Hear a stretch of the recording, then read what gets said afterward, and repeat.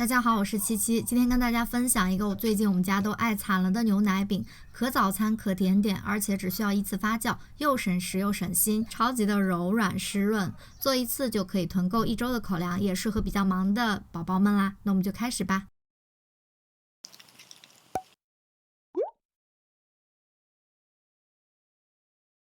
来制作面团，把所有的材料除了盐和黄油之外全部加入厨师机中，先低速混匀之后就可以调中高速，大概搅个10分钟左右。打至扩展阶段就可以加入软化的黄油了。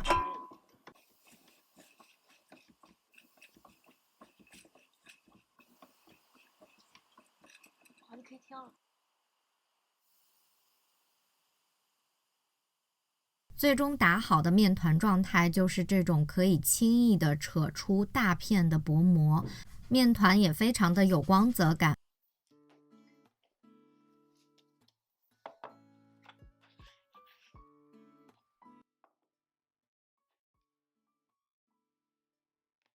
醒好的面团取出，把它均匀的分割成大概65克左右的小面剂。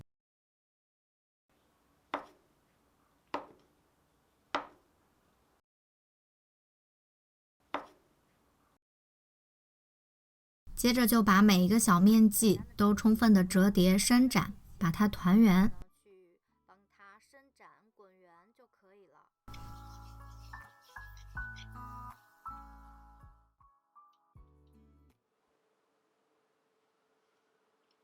之后呢，烤制的时候呢，我用的是风炉模式，因为我是3盘铜烤。烤制的时候一定要上面压一个烤盘，否则它就会膨胀的像一个气球了。160摄氏度烤20分钟左右。如果你是单盘平炉烤的话呢，温度给参考一下，就是170摄氏度烤18到20分钟左右。而且它的形状比较扁平嘛，也特别适合用来夹三明治。